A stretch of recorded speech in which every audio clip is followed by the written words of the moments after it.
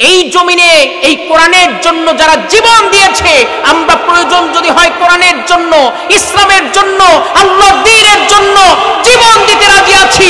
কখনো কোনো বাতিলের রক্ত চক্ষুকে পরোয়া করতে রাজি নাই। কত কারা কারা রাজি আছেন? হাত তুলে আল্লাহকে দেখা। এজন্য আমরা এই কোরআন নিয়ে বাঁচতে চাই। এই কোরআনের ব্যাপারে যদি আবার কেউ কটূক্তি করে, কটু কথা বলে, এই কোরআনকে যদি ব্যান্ড করার চেষ্টা করে, কোরআনের মাহফিল যদি নিষিদ্ধ করার জন্য চক্রান্ত করে, ওদের চোখকে উপড়ে ফেলে দেওয়া হবে। কারা কারা কারা যে আছেন হাত তুলে আল্লাহকে দেখা। মন আমার কাঁদে রে, মন আমার কাঁদে রে, যেতে সোনার মদিনায়। আপনাদের মন কাঁদে না? কাঁদে না মন? সবাই বলুন, মন আমার কাঁদে রে, মন আমার কাঁদে রে, যেতে সোনার মদিনায়। যেই মদিনায় ঘুমিয়ে আছে, যেই মদিনায় শুয়ে আছে নূর নবী হযরত। মন আমার কাঁদে রে, যেতে সোনার মদিনায়। আল্লাহ রাব্বুল আলামিন কোরআনুল কারীমের মধ্যে জানিয়ে দিয়েছেন এখানে কেন এসেছেন, কি বা দরকার, কি লাভ হবে। লাভ ছাড়া তো মুসলমানেরা কিছুই বোঝে না। জন্য আল্লাহ রাব্বুল আলামিন বলে দিয়েছেন, وَإِذَا قُرِئَ الْقُرْآنُ فَاسْتَمِعُوا لَهُ وَأَنصِتُوا لَعَلَّكُمْ تُرْحَمُونَ। আল্লাহ রাব্বুল আলামিন বলেন, ওয়াইযা কুরিয়াল কোরআন, যেখানে কোরআন আলোচনা করা হয়, কোরআন তাকরার করা হয়, কোরআনের কথা বলা হয়, আল্লাহ রাব্বুল আলামিন ওই জায়গার ব্যাপারে বলে দেন, তাতানাজ্জালু আলাইহিমুল মালায়েকা, ও আমার ফেরেশতারা যাও, চলে যাও। ওই যে আমার কিছু বান্দারা কোরআন শোনার জন্য ব্যবস্থা করেছে, কোরআন শোনাবার জন্য এসেছে, কিছু বান্দারা কোরআন শোনার জন্য পঙ্গপালের ন্যায় এসেছে। তোমরা যাও, চলে যাও ওই মাহফিলের ওই জান্নাতের বাগানে, চতুর্দিক দিয়ে অতন্তি প্রহরীর মতো দাঁড়িয়ে যাও। আল্লাহ রাব্বুল আলামিনকে ফেরেশতারা বলবে, কেন দাঁড়িয়ে যাব, কি বা দরকার?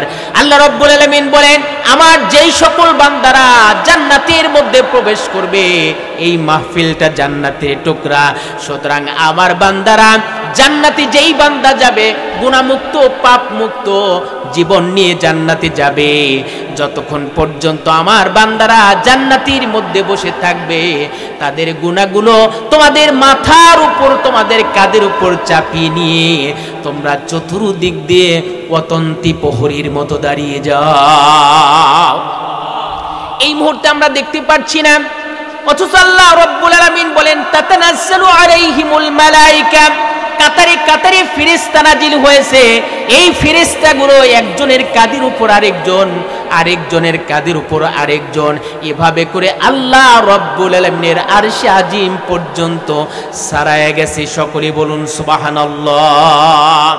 আল্লাহ রাব্বুল আলামিন কি বলবো? রাব্বুল আলামিন, আমরা তোমাকে প্রশ্ন করছি, সওয়াল করছি, তুমি জবাব দাও। আল্লাহ রাব্বুল আলামিন আমাদের সওয়ালে মুকাদ্দাসার জবাবটা কোরআনুল কারীম সূরা ফুরকানের ৭০ নম্বর আয়াতের মধ্যে আল্লাহ রাব্বুল আলামিন কত সুন্দর করে জানিয়ে দিয়েছেন, ফাউলাইকা ইউবাদদিলুল্লাহু সাইয়্যাতিহিম হাসানাতিন ওয়া কানা আল্লাহু গফুরুর রহিমা। বলেছেন, ও আমার ফেরেশতারা যাও, চলে যাও, আমার বান্দারা যতক্ষণ পর্যন্ত ওই কোরআনুল কারীমের আজমাতপূর্ণ মাহফিলে বসে থাকবে, এতক্ষণ পর্যন্ত তোমরা ওখানে যাও এবং তাদের আমলনামা থেকে গুনাহগুলো মুছে দিয়ে, ফাউলাইকা ইউবাদদিলুল্লাহ, তাদের আমলনামাকে পরিবর্তন করে দিয়ে, পরিবর্ধন করে দিয়ে তাদের গুনার পরিবর্তে নেক দ্বারা পরিবর্তন করে দাও। আল্লাহু আকবার। এখানে যতক্ষণ পর্যন্ত আমরা বসে থাকব, গুনাহ তো হবেই না, সওয়াব হবে এবং গুনাহগুলোকে আল্লাহ রাব্বুল আলামিন গুনার পরিবর্তে নেক দ্বারা পরিবর্তন করে দিবে। সুবহানাল্লাহ। আবার ভাইয়ের আমার বন্ধুরা, এরপরে আল্লাহ রাব্বুল আলামিন বলেন যতক্ষণ পর্যন্ত তারা শুনবে এবং ওই কথাগুলো আমলের নিয়তে শুনবে এবং জীবনগুলো ওইভাবে পরিচালনা করবার জন্য চেষ্টা করবে, ও আমার ফেরেশতারা যাও চলে যাও, ওই মাহফিল থেকে তারা যখন তওবা করে বাড়ি ফিরবে, বাড়ি পৌঁছার আগেই তাদের জীবনের সমস্ত গুনাহগুলো মাফ করে দাও। ফাউলাইকা ইউবাদদিলুল্লাহু সাইয়্যাতিহিম হাসানাতিন ওয়া কানাল্লাহু গফুরুর রহিমা।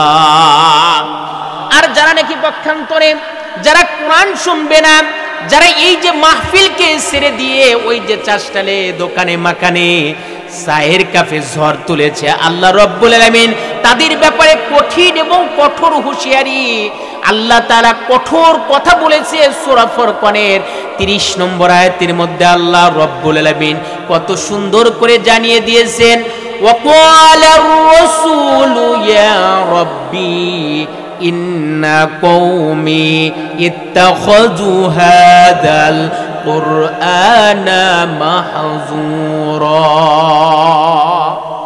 আল্লাহ রাব্বুল আলামিন বলেছেন ওয়াকালার রাসূলু ইয়া রাব্বি, আল্লাহ রাসূল বলবেন হে আমার রব, হে আমার স্রষ্টা, হে আমার প্রভু, ইন্না কওমি ইত্তাখাযু হাদাল কুরআনা মাহজুরা, আমার উম্মতের মধ্যে কিছু উম্মত ছিল তারা কোরআন পাশে কোরআনের আলোচনা হয়েছে কিন্তু তারা বসে নাই, শোনে নাই, তারা তামাশা করেছে, চাষটালে বসেছে, গান বাজনা করেছে, তারা এগুলোকে তুচ্ছ তাচ্ছিল্য হিসেবে উপহাস করেছে, ওগুলো শোনার দরকার নাই। এরকম লোক আমাদের সমাজে আছে না নাই? আল্লাহ রাব্বুল আলামিন তাদের ব্যাপারে জানিয়ে দিয়েছেন কাল কিয়ামতের ময়দানে ওই সকল মানুষগুলো যারা কোরআন পড়ে নাই, কোরআন বোঝে নাই, কোরআন আমল করে নাই, আবার যারা কোরআনের কথা বলেছে তাদের কণ্ঠনালীকে চেপে ধরেছে, কোরআনের কথাও বলতে দেয় নাই, এরকম লোক আমাদের সমাজে আছে না নাই? কাল কিয়ামতের ময়দানে আল্লাহর রাসূল বলেছেন কাল কিয়ামতের ময়দানে ওই মানুষগুলোর ব্যাপারে, ওই উম্মতের ব্যাপারে আল্লাহর হাবিব কাল কিয়ামতের ময়দানে তাদের ব্যাপারে মামলা দায়ের করবে। তাহলে বলুন, আল্লাহর হাবিব যদি আপনার আমার ব্যাপারে মামলা দায়ের করে, ওই লোকটার কি বাঁচার উপায় আছে? সবাই কথা বলেন, বাঁচার উপায় আছে? ওই লোকটার জায়গা জান্নাত না জাহান্নাম? ওই লোকটার জায়গা হবে জাহান্নামে। এজন্য আমাদেরকে কোরআনকে অবজ্ঞা করা, কোরআনকে তুচ্ছ তাচ্ছিল্য করা, কোরআনকে উপহাস ঠাট্টা বিদ্রুপ করা, এটা কখনো মুসলমানের কাজ হতে পারে না। কথা বলা ঠিক কিনা? সুতরাং কোরআন এই জমিনে এই কোরআনের জন্য যারা জীবন দিয়েছে, আমরা প্রয়োজন যদি হয় কোরআনের জন্য, ইসলামের জন্য, আল্লাহর দ্বীনের জন্য জীবন দিতে রাজি আছি। কখনো কোনো বাতিলের রক্ত চক্ষুকে পরোয়া করতে রাজি নাই। কত কারা কারা রাজি আছেন? হাত তুলে আল্লাহকে দেখা। এজন্য আমরা এই কোরআন নিয়ে বাঁচতে চাই। এই কোরআনের ব্যাপারে যদি আবার কেউ কটূক্তি করে, কটু কথা বলে, এই কোরআনকে যদি ব্যান্ড করার চেষ্টা করে, কোরআনের মাহফিল যদি নিষিদ্ধ করার জন্য চক্রান্ত করে, ওদের চোখকে উপড়ে ফেলে দেওয়া হবে। কারা কারা কারা যে আছেন হাত করে আল্লাহকে দেখা। আবার ভাইয়ের আমার বন্ধুরা, সুতরাং এজন্য আমাদেরকে সোচ্চার হতে হবে, আমাদেরকে ফিরে আসতে হবে কোরআনের দিকে। কোরআন মানুষকে হিদায়াত দিতে এসেছে। এই কোরআনুল কারীম মানুষকে কখনো পথভ্রষ্ট করে না। পথভ্রষ্ট করে তারা যারা কোরআন নিয়ে ব্যবসা করে তারা। কথা বলেন ঠিক কিনা? সুতরাং এই কোরআন এসেছে একটা ঘুমন্ত জাতিকে জাগ্রত করে দেওয়ার জন্য। এই কোরআন এসেছে একটি মৃত্যুপ্রায় প্রাণীকে, মৃত্যুপ্রায় জাতিকে জীবন্ত করে দেওয়ার জন্য। এই কোরআনুল কারীম এসেছে একটা ঘুমন্ত জাতিকে ঘুম ভাঙানোর জন্য। কথা বলেন ঠিক কিনা? আমার ভাইয়ের, আমার বন্ধুরা, আমার একান্ত আপনজনের জন্য আল্লাহ রাব্বুল আলামিন কোরআনুল কারীমের আমি একটা আয়াতে কারিমা আপনাদের সামনে তেলাওয়াত করেছি। আল্লাহ রাব্বুল আলামিন বলেছেন, কুল নাহবিতু মিনহা জামিআ ফাইম্মা ইয়াতিয়ান্নাকুম মিন্নী হুদান ফামান তাবিআ হুদায়া ফালা খাউফুন আলাইহিম ওয়ালা হুম ইয়াহজানুন। আল্লাহ রাব্বুল আলামিন কোরআনুল কারীমের মধ্যে বলেন, কুল নাহবিতু মিনহা জামিআ, তোমরা এখানে যারা আছো এখান থেকে বেরিয়ে যাও, এখান থেকে দূর হয়ে যাও। এ কথাটা কার? সবাই বলেন কার কথা? আল্লাহ তাআলা বলেছেন কুল নাহবিতু মিনহা জামিআ, তোমরা যারা আছো এখান থেকে চলে যাও, এখান থেকে বেরিয়ে যাও, এখান থেকে দূর হয়ে যাও, এখান থেকে নেমে যাও। এ কথা কি কে বলেছেন? আল্লাহ বলেছেন। তাহলে বলুন তো, এই কথা শোনার পরে কি এখানে থাকা যায়? কথা বলেন, থাকা যায়? আসলে এই কথাটা আমাদেরকে বলেননি, কাকে বলেছে বলবো? আমাদের আদি পিতার নাম যেন কি? আরে ভাই কথা বলেন না, আদি পিতার নাম কি? আদম আলাইহিস সালাম। আমাদের মায়ের নাম হাওয়া আলাইহিস সালাম। কথাটা কাকে বলেছেন একটু লক্ষ্য করুন।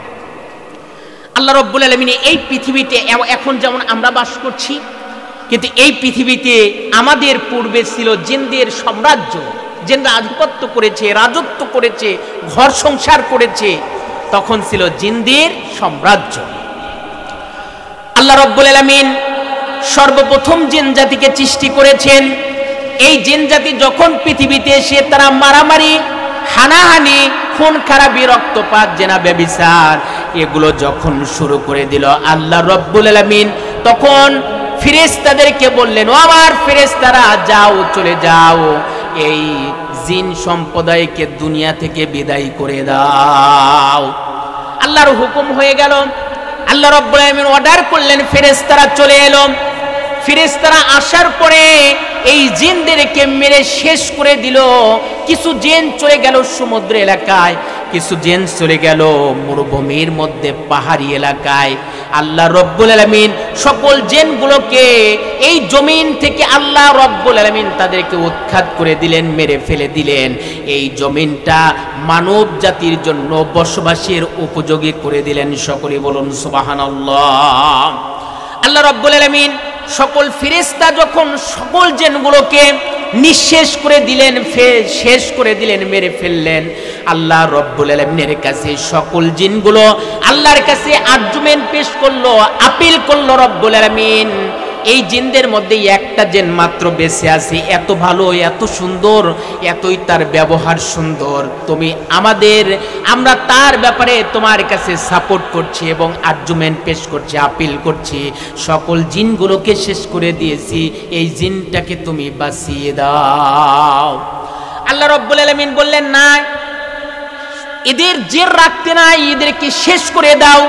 তখন ফেরেশতা সবাই মিলে যখন আল্লাহ রাব্বুল আলামিনের কাছে আপিল করলো, আল্লাহ রাব্বুল আলামিন সবার আর্গুমেন্টের কারণে আল্লাহ রাব্বুল আলামিন এই জিনটাকে বাঁচিয়ে দিলেন। এই জিনটা এমন ইবাদত বন্দেগী করেছিল, ইবাদত বন্দেগী করতে করতে তার অবস্থান এমন পর্যায়ে পৌঁছে গেল, আল্লাহ রাব্বুল আলামিন তাকে ফেরেশতাদের সাথে মিশার সুযোগ করে দিলেন। ফেরেশতাদের সাথে মিশার সুযোগ হয়ে গেল। এরপরে কিছুদিন যাবার পরে আল্লাহ রাব্বুল আলামিন তার আমলনামা, তার ব্যবহার, সে এত ইবাদত করেছে, এত বন্দেগী করেছে যে তার গিয়ার বাড়তে বাড়তে এমন পর্যায়ে চলে গেল, ফেরেশতাদের নেতা বানিয়ে দিলেন। সুবহানাল্লাহ। আল্লাহ রাব্বুল আলামিন ফেরেশতাদেরকে ডাকলেন। ডাকার পর ফেরেশতাদের সাথে আল্লাহ রাব্বুল আলামিন একটি বৈঠক করলেন, একটি পরামর্শ করলেন। আল্লাহ রাব্বুল আলামিন সেদিন কি কথা বলেছিলেন? ফেরেশতাদেরকে বললেন, ওয়াইযু ক্বালা রাব্বুকা লিল মালাইকাতি ইন্নী যাইলুন ফিল আরদি খলিফা। আল্লাহ রাব্বুল আলামিন বললেন, ও আমার ফেরেশতারা, আমি পৃথিবীতে প্রতিনিধি সৃষ্টি করতে চাই, এ ব্যাপারে তোমাদের অভিমত কি? ফেরেশতারা বলল, রব্বুল আলামিন এগুলোর দরকার নাই। ওই জিন সম্প্রদায় যেমন তুমি তাদেরকে পৃথিবীতে প্রেরণ করেছিলে, তারা মারামারি, হানাহানি, রক্তপাত, এগুলো খুন খারাপি শুরু করেছিল, এগুলোর দরকার নাই। তুমি যেই প্রতিনিধি সৃষ্টি করতে চাচ্ছ, এগুলোর প্রয়োজন নাই। আমরা তোমার ইবাদত করি, আমরা তোমার দাসত্ব করি, আমরা তোমার গোলামি করি, নতুন করে কোনো সম্প্রদায়ের দরকার নাই। আল্লাহ রব্বুল আলামিন তাদের জবাবে সেদিন বলেছিলেন, ইন্নী আ'লামু মা লা তা'লামুন। আল্লাহ রাব্বুল আলামিন বললেন ইন্নী আ'লামু মা লা তা'লামুন, নিশ্চয় আমি যা জানি তোমরা সেটা জানো না। কে বললেন? সবাই কথা বলেন, কে বললেন? আল্লাহ তাআলা বললেন নিশ্চয় আমি যা জানি তোমরা সেটা জানো না। আল্লাহ রাব্বুল আলামিন তখন কি করলেন? তখন আল্লাহ রাব্বুল আলামিন মালাকুল মউত ফেরেশতাকে পাঠালেন, আজরাইল আলাইহিস সালামকে বললেন যাও, চলে যাও, পৃথিবীর সর্বত্র খুঁজে খুঁজে মাটি সংগ্রহ করে নিয়ে আসো। লম্বা কথা, শেষে মাটি আনা হলো। আল্লাহ রাব্বুল আলামিন ফেরেশতাদেরকে বললেন, ও আমার ফেরেশতারা, এই মাটি দিয়ে একটি খামিরা তৈরি করো। খামিরা বানানো হলো সিত্তনা জিরাম 60 গজ 120 হাত। আদম আলাইহিস সালামের বডি প্রস্তর করা হলো। এই বডি প্রস্তর করার পর আল্লাহ রাব্বুল আলামিন বলেন এটা রৌদ্রে তা শুকানো হলো। খলাকাল ইনসানা মিন সলসালিন কাল ফাখার। খলাকাল ইনসানা মিন সলসালিন কাল ফাখার, রোদ্রে তা শুকানো হলো। এটা যখন ঠনঠনে মাটি শুকিয়ে গেল, শুকিয়ে যাওয়ার পর আল্লাহ রাব্বুল আলামিন তখন ফেরেশতাদেরকে ডাকলেন এবং জিনদের ওই যে একটা জিনকে বাঁচিয়েছিল ওটা ছিল জিনদের আদি পিতা আবুল জিন। এই আবুল জিনকে ডাকা হলো। ডাকার পর আল্লাহ রাব্বুল আলামিন ফেরেশতাদেরকে বললেন উসজুদু লি আদামা, আদমের দিকে মুখ করে আমি আল্লাহ রাব্বুল আলামিনকে একটা সিজদা দাও। আল্লাহ রাব্বুল আলামিন এই যে বললেন, বলার সঙ্গে সঙ্গে দেখা গেল ফেরেশতারা তা মান্য করলো। ফেরেশতারা আল্লাহ তাআলা যা হুকুম করেছে সামি'না ওয়া তা'না, শোনার সঙ্গে সঙ্গে মস্তক অবনত করে দিল। আদম আলাইহিস সালামকে সম্মান প্রদর্শন করলো। পক্ষান্তরে জিনদের আদি পিতা আবুল জিন, সে বলল রব্বুল আলামিন, আল্লাহ তাআলা বললেন সবাই তো আমার হুকুম মান্য করলো, তুমি কেন মান্য করো না? তুমি কেন আদমকে সেজদা করো না? আদমকে সম্মান প্রদর্শন করো না? তখন এই জিনদের আদি পিতা আবুল জিন সে বলল খলাকতানি মিন নার ওয়া খলাকতাহু মিন তিন, আমি হলো আগুনের তৈরি, আদম হলো মাটির তৈরি। আমি যদি ইচ্ছে করি আদমকে জ্বালিয়ে পুড়িয়ে ভস্ম করে দিতে পারি, এ ক্ষমতা এ শক্তি আমার আছে। সুতরাং এত ছোট জিনিসের কাছে মাথা নত করা আমার পক্ষে সম্ভব নয়। নাউজুবিল্লাহ বলবেন না? সে কি বলল? সে আল্লাহর কাছে আর্গুমেন্ট পেশ করলো। সে বলল খলাকতানি মিন নার ওয়া খলাকতাহু মিন তিন, আমি হলো আগুনের তৈরি, আদম হলো মাটির তৈরি। আমি যদি ইচ্ছে করি আদমকে জ্বালিয়ে পুড়িয়ে ভস্ম করে দিতে পারি, এ ক্ষমতা আমার আছে। কিসের অহংকার? আবুল জিন কিসের অহংকার করলো? আরে ভাই কথা বলেন, কিসের অহংকার করলো? ক্ষমতার অহংকার করলো। সে বলল আমার ক্ষমতা আছে, আমার পাওয়ার আছে, আমি যদি ইচ্ছে করি আদমকে জ্বালিয়ে পুড়িয়ে ভস্ম করে দিতে পারি, এ ক্ষমতা আমার আছে। কিসের অহংকার? ক্ষমতার অহংকার করা কার তরিকা? সবাই কথা বলেন, কার তরিকা? সে বলল ক্ষমতা আছে, এজন্য ক্ষমতার অহংকার করে, পাওয়ারের অহংকার করে শয়তান চরিত্রের যারা, তারাই ক্ষমতার অহংকার করে। ইমানদার কখনো ক্ষমতার অহংকার করে না। আর যারা ক্ষমতা পেয়ে পাওয়ার পেয়ে যারা অহংকার করে, তাদের পরিণতি অপমান অপদস্থ জিল্লতির সাথে বিদায় নিতে হয়। কথা বলে ঠিক কিনা? সুতরাং অহংকারীর পরিণতি কখনো ভালো হয় না, হবেও না। এখান থেকে শিক্ষা গ্রহণের দরকার আছে না? না। সে কি বলল? আমার পাওয়ার আছে, আমার ক্ষমতা আছে, আমি যদি ইচ্ছে করি আদমকে জ্বালিয়ে পুড়িয়ে ভস্ম করে দিতে পারি। কার কাছে এসব আর্গুমেন্ট পেশ করলো? সবাই কথা বলে। আপনাদের কষ্ট হচ্ছে? আপনারা কি আমার কথা বুঝেন? সে বলল আল্লাহর কাছে আর্গুমেন্ট পেশ করলো। আল্লাহ তাআলা বললেন, তখন তাকে কি বললেন? যিনি ফেরেশতাদের নেতা হয়েছিলেন, এত ইবাদত বন্দি করেছিল, এত দাসত্ব গোলামি করেছিল, আল্লাহ তাআলা তখনই ফেরেশতাদেরকে বলেছিলেন যে ফেরেশতারা তোমরা সবাই যখন বললে আমি আর কি করব, তোমাদের সবার যখন সম্মতি, আমিও সম্মতি দিয়ে দিলাম।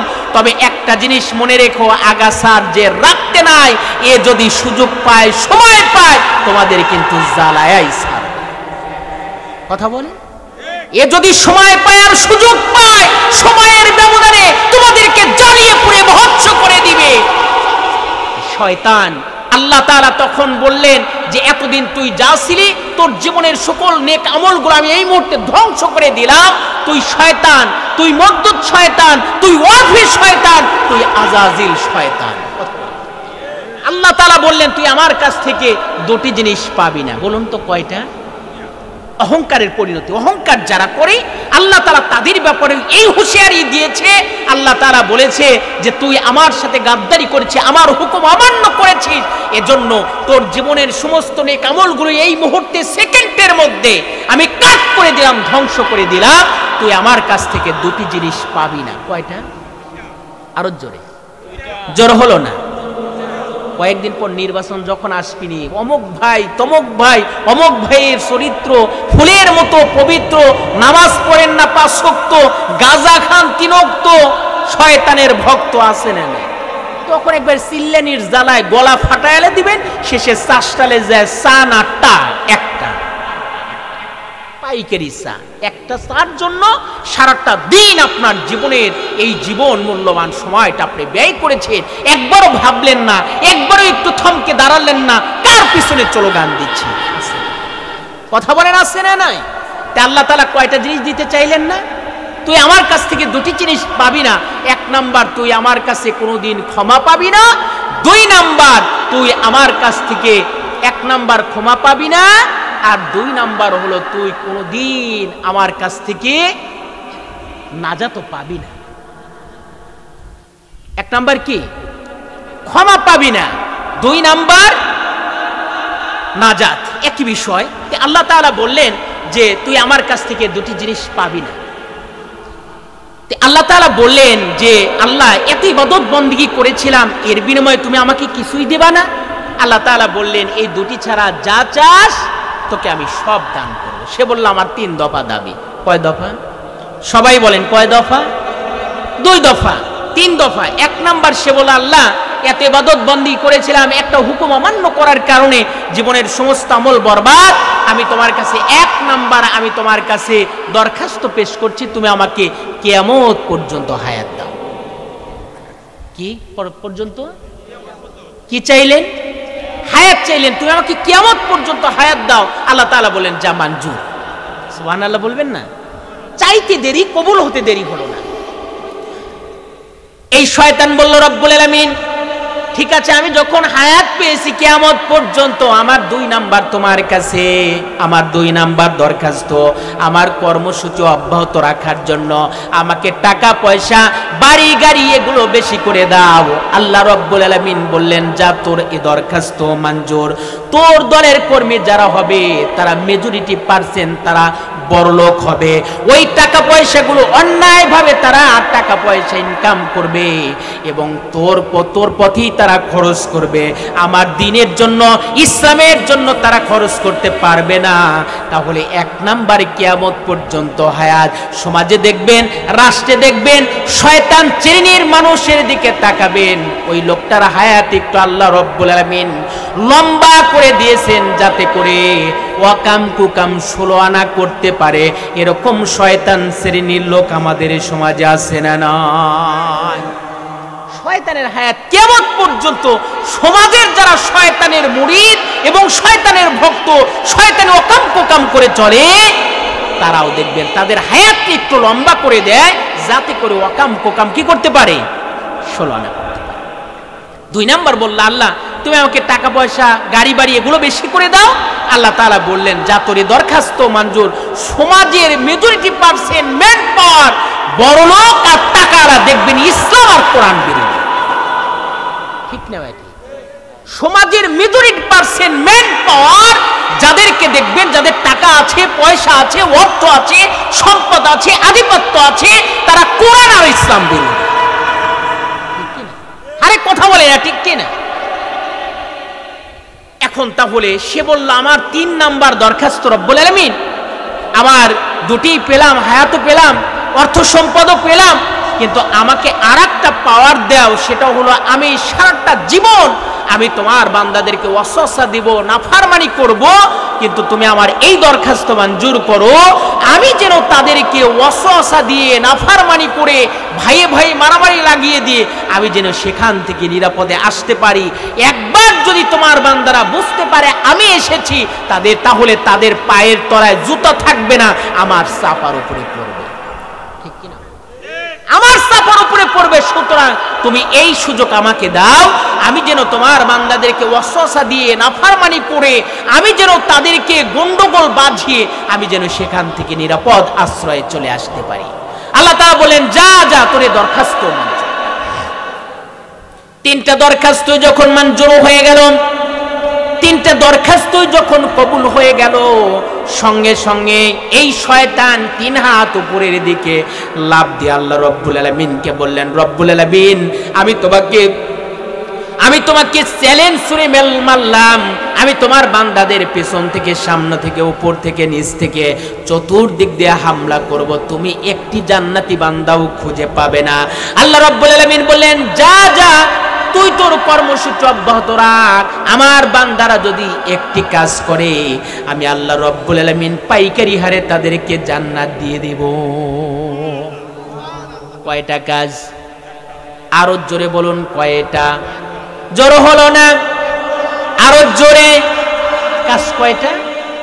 একটা কাজ করলে কি হবে? আল্লাহ তাআলা শয়তানকে বললেন, শয়তান বলল, আমি তোমাকে চ্যালেঞ্জ ছুড়ে মারলাম, তুমি একটি জান্নাতি বান্দাও খুঁজে পাবে না। আল্লাহ তাআলা বলেন, যা যা তুই তোর কর্মসূচি অব্যাহত রাখ, আমার বান্দারা যদি একটি কাজ করে আমি তাদেরকে পাইকারি হারে আমার জান্নাত দিয়ে দেব। সুবহানাল্লাহ। তাহলে কাজ করতে হবে কয়টা?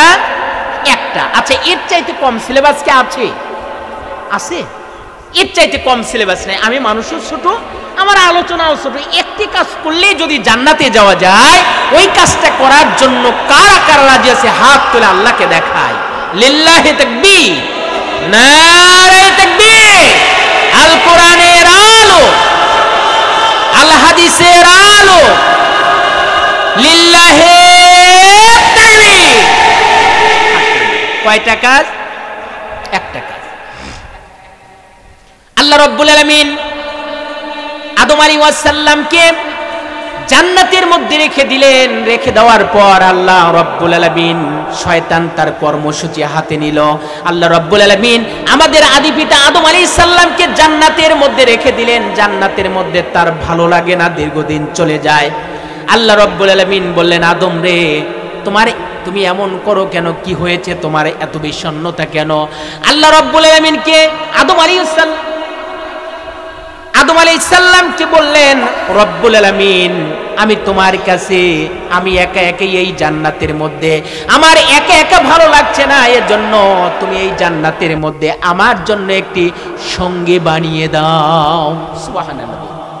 আমার জন্য এই জান্নাতের মধ্যে একটি সঙ্গী দাও, আমি একা একা ভালো লাগে না। আল্লাহ রাব্বুল আলামিন তখন আদম আলাইহিস সালামকে মাটির অসংখ্য গুণাবলী দিয়ে, silicon, aluminium, calcium, potassium, hydrogen, nitrogen, পানি, মাটি, লোহা, এগুলোর সমন্বয়ে আল্লাহ তাআলা মাটি সৃষ্টি করেছেন।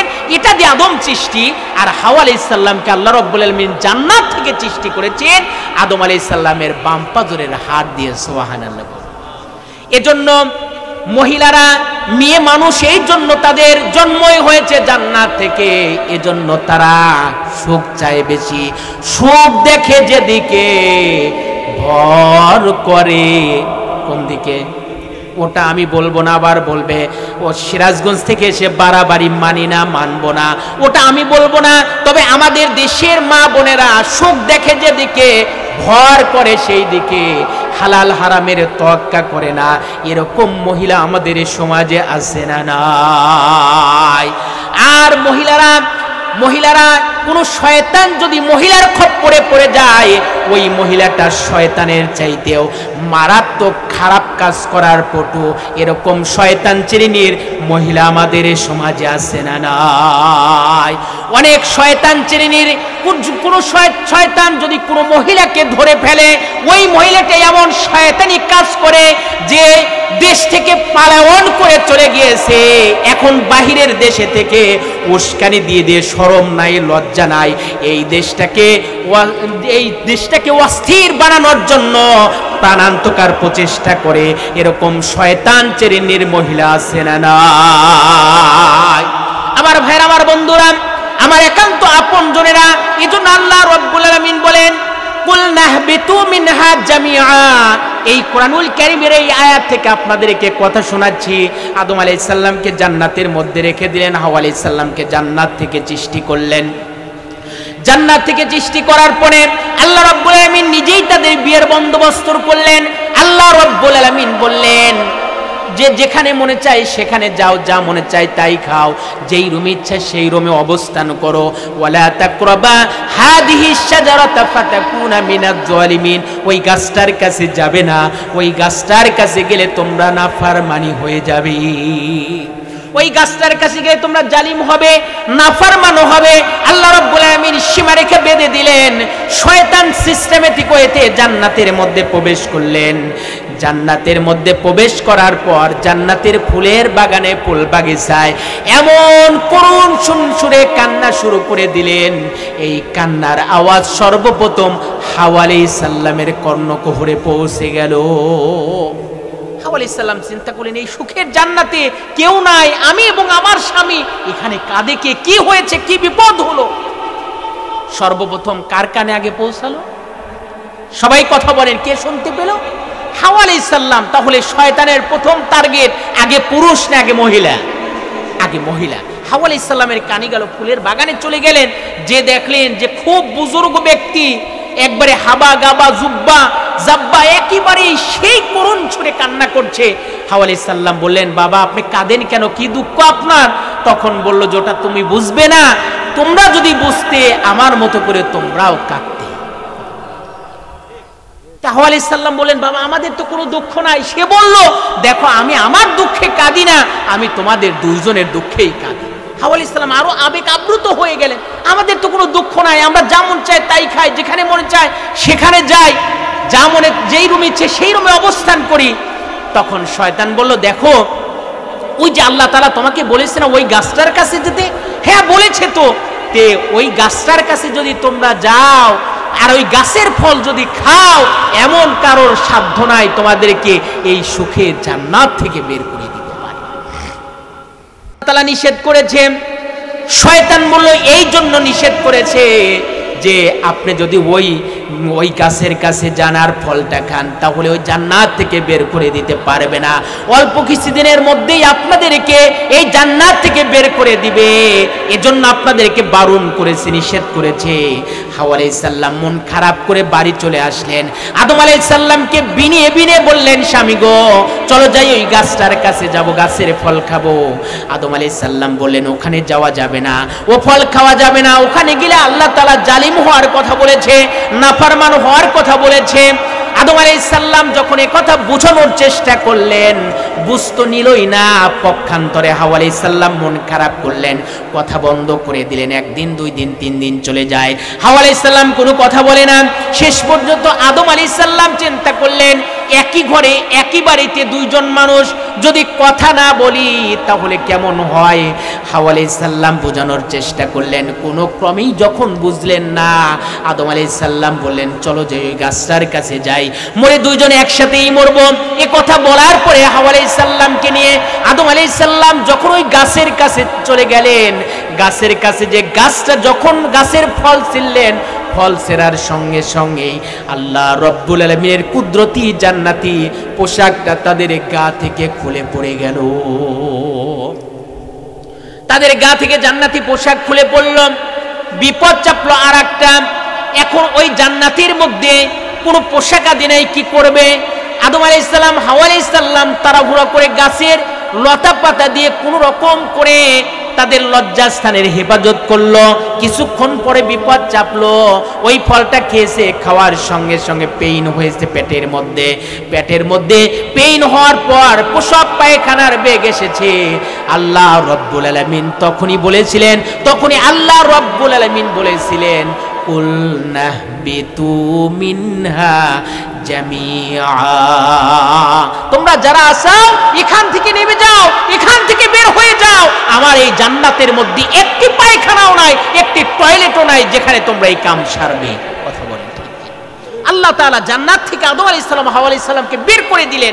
আদম আলাইহিস সালাম এক প্রান্তে, হাওয়া আলাইহিস সালাম আরেক প্রান্তে। একদিন নয়, 2 দিন নয়, একটি ভুলের কারণে, একটি অপরাধের কারণে 350 বছর কন্দন করেছিলেন। কত বছর? সবাই কথা বলেন, কত বছর? 350 বছর কন্দন করেছিলেন।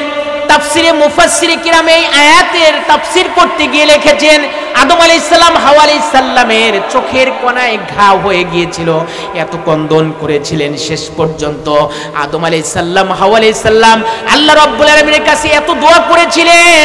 দোয়া করার পরে আল্লাহ রাব্বুল আলামিন বললেন, রব্বুল আলামিন ওই যে আসমানের সাথে তোমার নামের সাথে কার যেন একটি নাম অ্যাড করা রয়েছে, রব্বুল আলামিন তোমার কাছে দরখাস্ত করছি, ওই নামের, ওই যে তোমার সাথে যার নাম লেখা আছে তার উসিলা করে আমাদের বিপদটাকে মুক্ত করে দাও। সকলে বলুন সুবহানাল্লাহ। আদম আলাইহিস সালাম বললেন, রব্বানা যালামনা আনফুসানা ওয়া ইল্লাম তাগফির লানা ওয়া তারহামনা লানাকুনান্না মিনাল